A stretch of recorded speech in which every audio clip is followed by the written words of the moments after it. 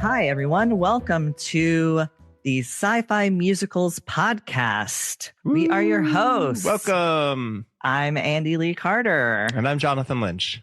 And this is a special episode that we are calling our double feature episode that you will see every month. Like sci-fi double feature, like a certain sci-fi musical that I'm sure a lot of you are familiar with out there. That's right. So tell us how it works, Jonathan. Great. So most of our main episodes are recorded well in advance, right? Because we need time to do the research. We need time to pick the things that we want to do and set up the interviews that are relevant to what we're talking about. However, this means that we can't react very quickly to when there's news or when there are other things going on in the world that we want to talk about in the world of sci-fi musicals. So we decided then that every other week we would release one of these double feature episodes. What are you going to get in a double feature episode? Well, some of it is going to be talking about the stuff that we had talked about in the last episode. Like if there are any updates from when we recorded things. And this week there definitely are. So you're going to want to hear that.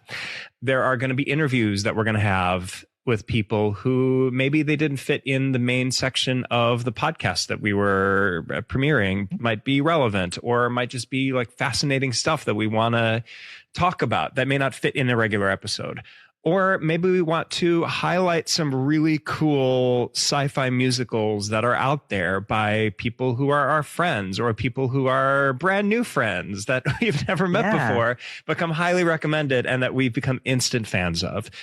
We'll also answer listener questions and comments from you. That's what you're going to get during this time. We hope you enjoy it. And let's kick off things by talking about news on the Starmites and Death Note front. Exciting news for Death Note. It's getting a reboot. Woohoo! Some call it a world premiere. Others say, hey, it's already premiered around the world. But because it's in England, it is a world premiere. Yes. Colonialism. Hashtag colonialism. We did not plan that. No, we didn't. Not at all. These are unscripted, by the way. So there's a London world premiere at the Barbican. Previews start July 30th, and it's opening August 11th and closing September 12th. So it's a limited run. I'm super excited that it's coming to the Western world because, as I said in our first episode, I was really hoping that this would happen. And guess what? It's happening. Ah! Are we prophets or what? Do we see the future? Maybe. I'm not going to deny it.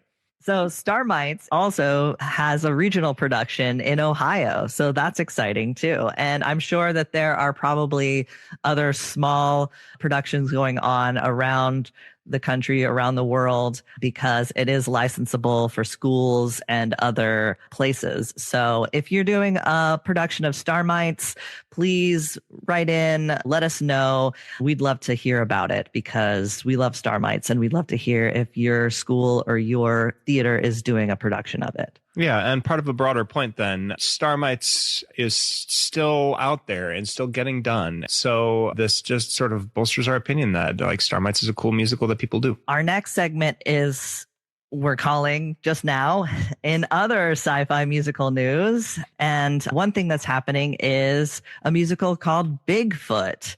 It has just opened at the New York City Center Stage, and it's running through April 26th. So if you're in New York or you can get to New York and check that out. When I first saw that there was a Bigfoot musical going on, I thought that perhaps it might be a reimagining of Sasquatch the musical. But hey, just like there are two wild parties out there, I'm sure that there's room for two forest mythic cryptids out there too. Or many. I know people that are also working on Bigfoot musicals. So there's the room in this world for all the cryptid musicals. Is there a Yeti musical? Yeah, I mean, we were talking about writing a Jersey Devil musical. Yeah. Okay, so the Bigfoot musical that is now playing at Center Stage with music by David A. Schmoll and Amber Ruffin, with a book by Amber Ruffin and Kevin Sharetta, and lyrics by Amber Ruffin as well.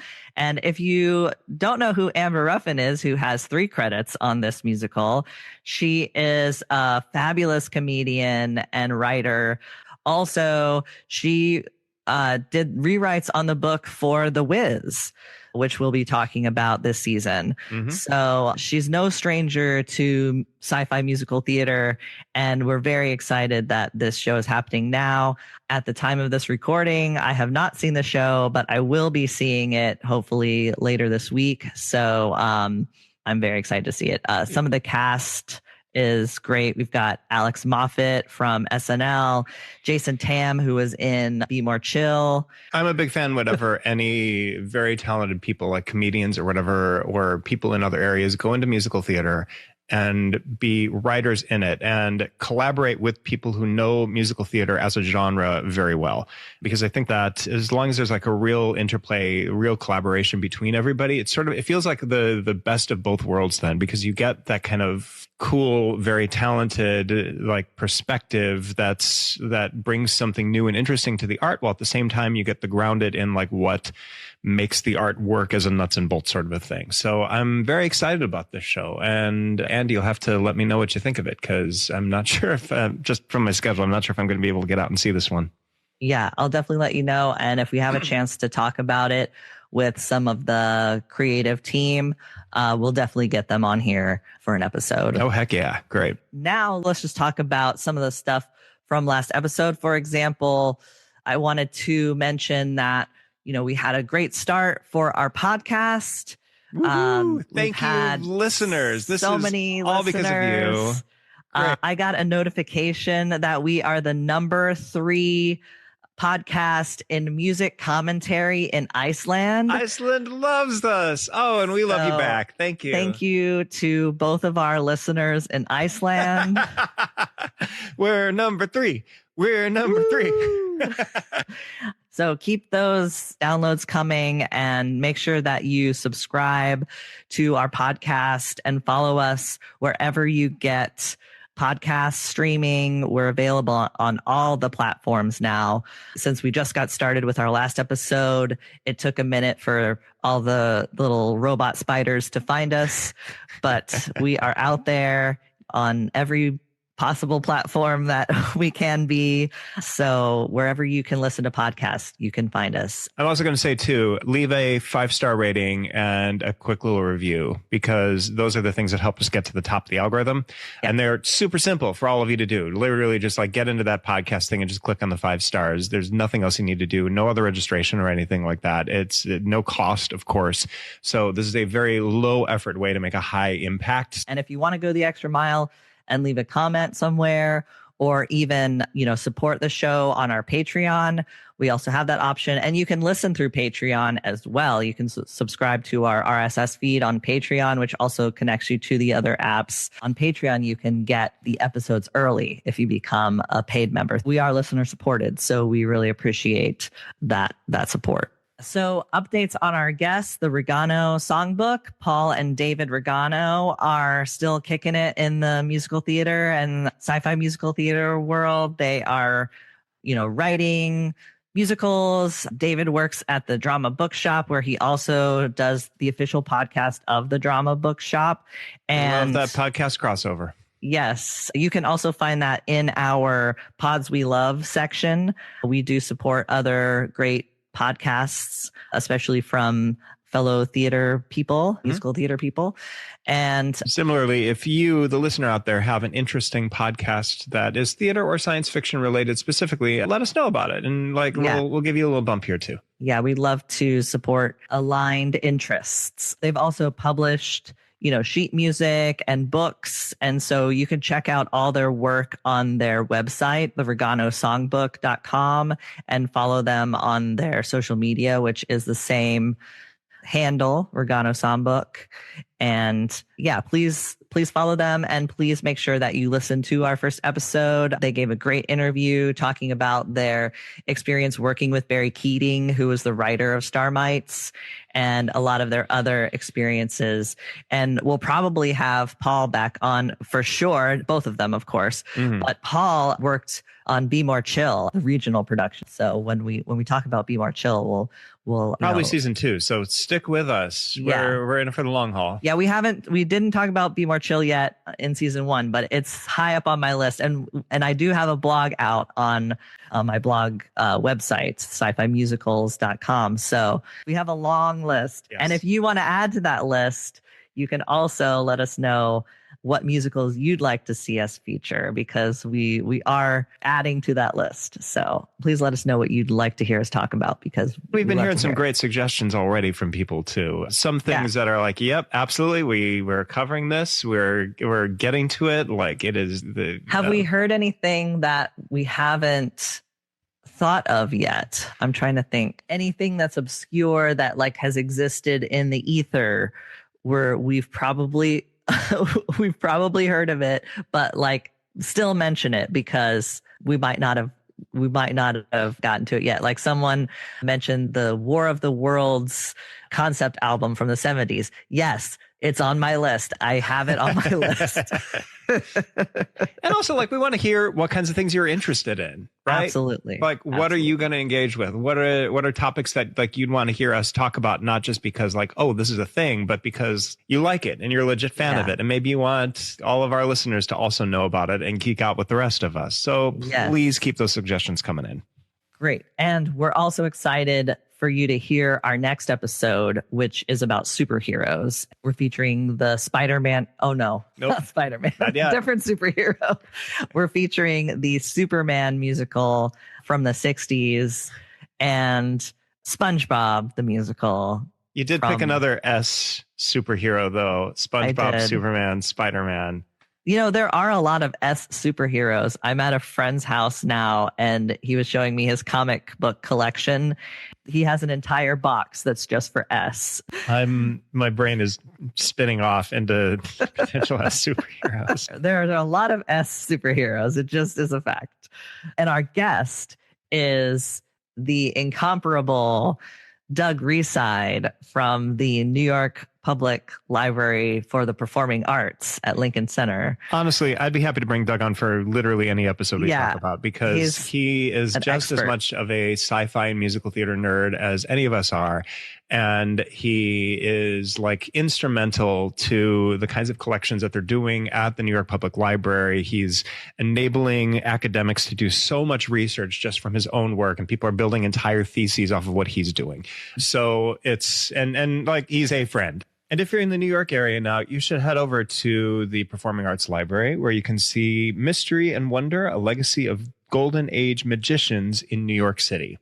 They put on these fantastic exhibitions every now and then, just so well curated, digging out all kinds of amazing, I was going to say artifacts. It's probably not the official term, but that's how I like to think of them. These magical artifacts that they have just in their like Indiana Jones-esque archives in the back that they will every now and then put in like for a public display that you can like just go and see these amazing things. I've never been disappointed by one of these exhibits, so you should head off there if you are in town and available. Also, magic is science fictional, so it's true. Relevant. And you should always talk to a librarian if you're curious about something, because they know everything.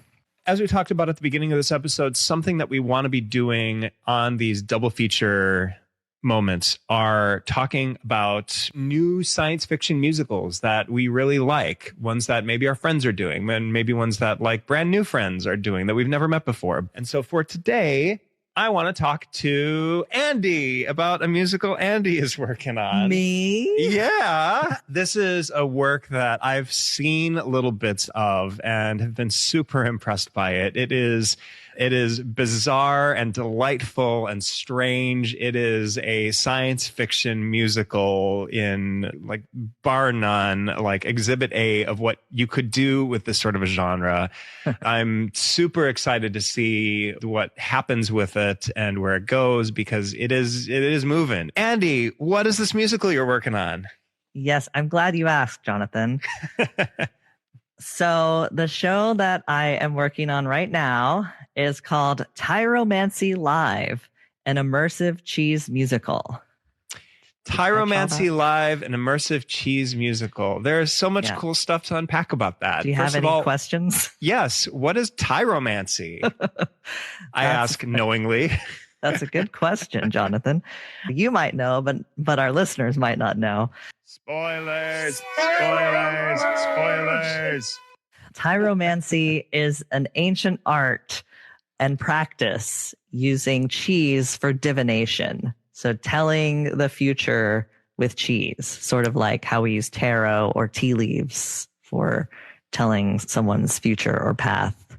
So how does that work practically? Real thing. Is it like you look at the cheese and you smell it and you get visions? Is it that you have to taste it? Is it like a communal thing, a room full of people like eating the cheese? Like on a practical sense, like what is it that like gives a divination from the cheese? So in a practical sense, it is very ancient, but it was done a lot in the Middle Ages, and people would find a piece of cheese and then they look at like the holes in it or like the cracks in it and say, oh, like this hole means you're going to have 3 kids, or this line means you're going to die next week. Or so they'd interpret the cheese based on the mold or the holes or the veins or the cracks or the ash in it. And yeah, I don't know if like actual visions are involved in the practice of it, like practically, but in our show we take it to like a more magical level because it's a musical and you got to take things to their extremes. Yeah, in our show our protagonist has some pretty powerful, pretty magical powers, I'd say. Great. Tyromancy live. How does that work for the audience then? This feels like with live there, it feels like there's a technical element to it. So not set in, say, ancient Greece or in the Middle Ages, perhaps. No. Great. That's a great question. Yes. So the show is set in the present day. It is also an immersive musical. So it's live because the protagonist character, Tiffany, is a cheese tyromancer influencer, and she is now doing this live show. She usually does stuff online, and so she's doing this live show as a way to sort of like prove her powers to a certain group of people that she thinks don't believe her.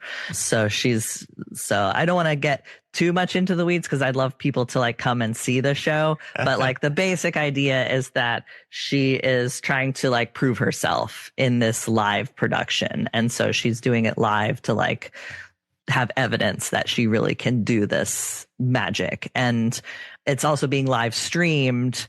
I'm putting this in air quotes. So like the show itself, our production is not being live streamed, but in the fictional world of the show, she is live streaming it out to her followers to watch her like prove herself to this live group of people.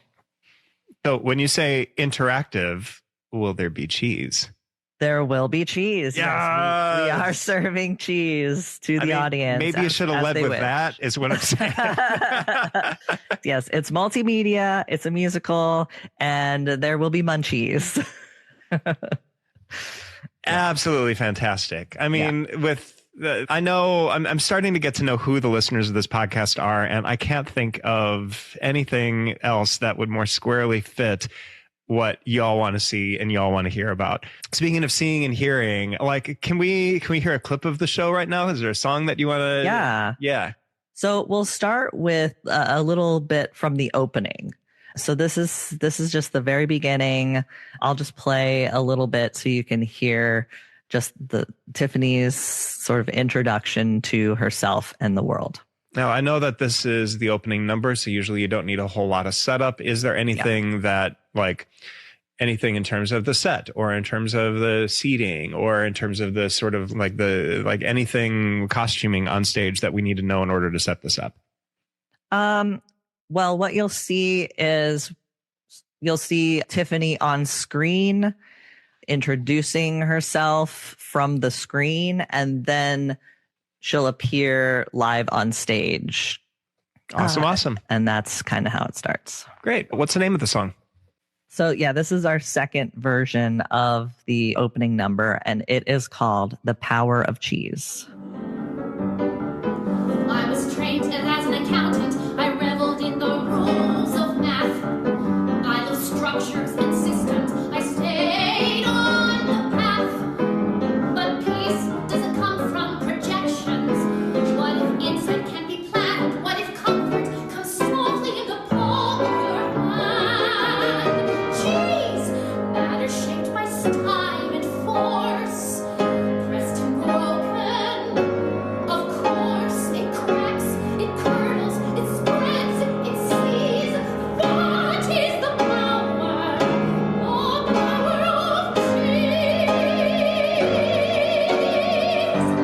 fantastic. I love it. I don't know if I've heard this version of the opener. I love it. I'm so on board with it. Like I needed to get more on board with this one anyway. I always love it when there's a character who starts from a very realistic, very kind of like rigid numbers, math, like this is my system kind of a world. And then they realize that they need to break out of that into something that's a little more expressive or perhaps magical or a whole new world sort of a thing. It seems like this character is following that trend very well, and that we see that bit of it before the show begins, so that then we're getting to see how they're really sort of like cooking as the show goes on, like at the height of their powers, perhaps. Exactly. And a role for a soprano, too. Yeah, it gets even more soprano-y in this next clip. Yes, let's hear it. What have you got for the next clip? As in any great story, things go wrong. Yep. As Tiffany's trying to show off her powers and prove herself, things happen in the show that she wasn't expecting. Like every time she tries to do a cheese reading, instead of the cheese doing things that she expects, it keeps popping up with the word wormhole. Wormhole. Interesting. Yeah. And so every time that happens, she is sent into a sort of like weird trance like state.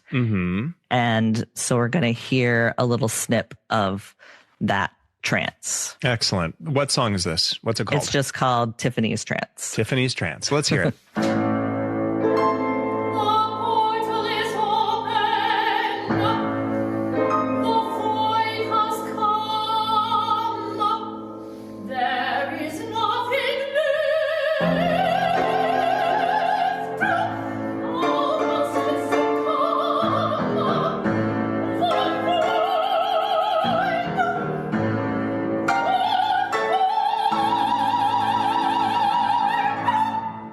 One of the jobs I do in, I wouldn't say my day-to-day life because I still work within like musical theater and things like that, is that I'm a voice teacher. I'm an educator. I play for a lot of musical theater classes. And there are so many sopranos out there that are like, I love the contemporary stuff and that really jives with me, but I am a soprano and nobody's writing anything for me, for my voice type now. It's maybe Ride the Cyclone. It's maybe a couple things that Dave Malloy wrote, and that's about it. So like anytime that we get like this just massive soprano work that's also sounding very contemporary, I'm all on board. Yeah. Well, our composer, Henku Esbach, is all about that super high, basically operatic soprano sound. So absolutely. Who else are you working with beyond Henku? I'm also working with my co-lyricist and book writer, Brianna Harris. So she and I write the words together and Henku writes the music. Excellent. Do you officially just call yourselves Team HAB, or is that more for the lab than anything? No, we officially are called Team HAB. So it's Henku, Andi, and Brianna. Right. So Team HAB coming through with the Tyromancy musical. That's right. Fun story, and this might be more about how creepy our own very science fiction age is. But after I saw the first bit of Tyromancy live, I came home and went on Facebook, and all my Facebook ads were about Tyromancy and about cheese. And I'm like, what the hell? How did this happen? That's so crazy. Because like, before that, you never heard the word before. Yeah, and then literally everywhere, because Facebook is like, oh, I heard Tyromancy. Cool. Like, you must really like telling fortune with cheese. Here's everything you want. You want this? I can give you this. This is your content now. So, hey, have you got another song to show? I do. Amazing. This last song is from one of Tiffany's apprentices who works with her to support her show. And so this is Zaylee, who is more of like the marketing promotional guru and is trying to keep everything on the rails when it's all going off the rails. And then the other apprentice is Eli, who's like basically the camera person, and kind of like shy and behind the scenes, where Zaylee is like, I'm here and so when everything's going wrong, Zaylee is trying to keep the show together. And so she decides to do the merch. So this song is about all the cheese merch that they have that they're trying to plug for the brand. That's fantastic. So the name of the song is Tasty. Tasty. Let's hear it. Have you heard of our current moisture bomb? No more wax, no more cracks. Makes your mouth feel calm like a cat. Gonna slap on those butter lips. These are smooth, gonna soothe like on butter trips. And we've got it for gift that will give you a lift and a morsel of thrift. So your skin is tasty. Use code TYROLIVE for 20% off your tasty beauty purchase today only. Don't regret it. Tasty, tasty beauty. Cause you're worth it, you're a cutie. Tasty, tasty beauty. Beauty made of cheese. Tasty.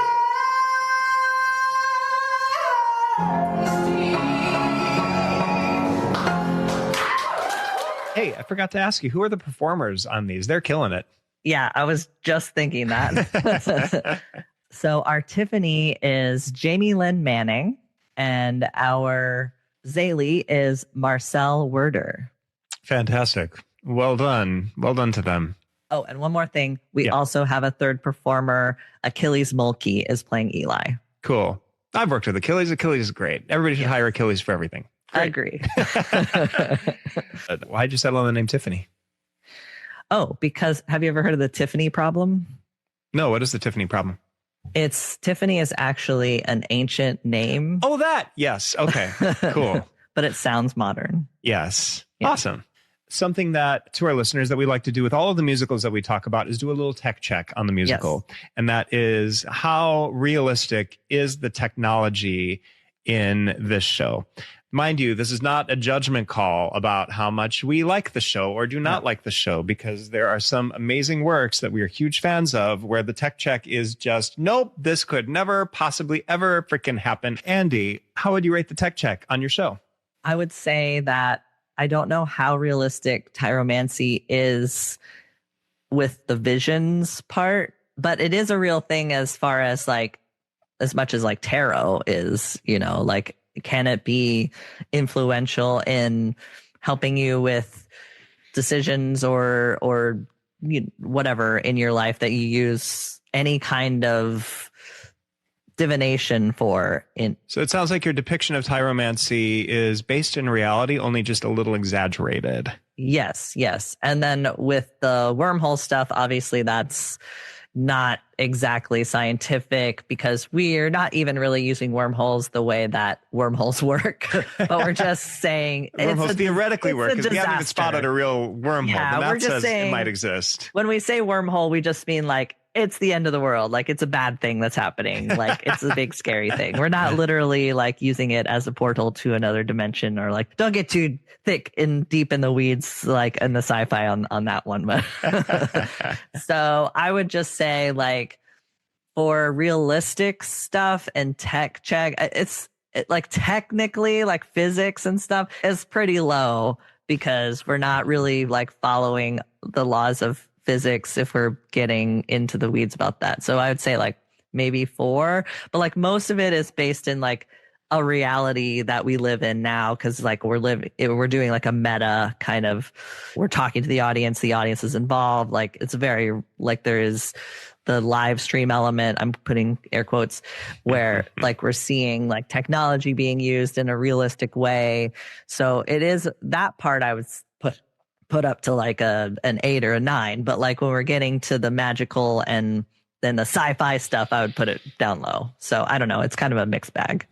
I think that our personal preferences are that if it's sort of like grounded in our reality here, like ostensibly it's something that could take place in our present and in the universe, we tend to rate it a little bit higher in the tech check, because there are things like cars that exist, and cars are not some like magical transporter doohickey that like jumps you from one spot to another. They are real physicsy kinds of stuff. And so I think just by placing it in our contemporary world, like whatever work we're talking about, that automatically sort of sets it a little bit higher, because it's not in a world that is completely run by magic or completely run by like unobtainium or something along those lines. Yeah. I just say like there's those 2 elements that are not realistic at all, and we've conceded to that. It's like in Interstellar, it was partially written by an astrophysicist who made sure that the science, even when they're going through the black hole, was like really, really accurate, except where it wasn't, Right. Yeah. It's like I'm reminded of the movie and the book series, The Martian, where they really were using the best examples of the technology they had at the time. And the only acknowledgement that they had was sandstorms wouldn't be that hard on Mars. Right. It's like if that's the only little bit of like scientific exaggeration you're doing, they need the drama. No, the weather was really bad. Yeah, but they need the drama for it. And if that's the thing that kicks off the plot, cool. But like if everything else is so super grounded, then like we're so living in hard science fiction land here. Yeah. Yeah. So I'd say like there's two things that are really, really important to the plot and the story. So I feel like that knocks it down a bit, but like the world that we're living in is pretty realistic. Yeah. Yeah. Like I also think about like the Blues Brothers movie where like they said, the writers of it said that was the only science fiction movie we ever wrote. And they're like, what do you mean? It seems very realistic. He's like, oh, because like in one of the early scenes in it, the Blues Brothers are stopped by some police officers and they go back to their car and they like enter in their information in a machine that spits out the fact that these are very wanted criminals in their midst. And such technology did not exist at the time. So that makes it science fiction. And it's like, wow, that's okay, cool.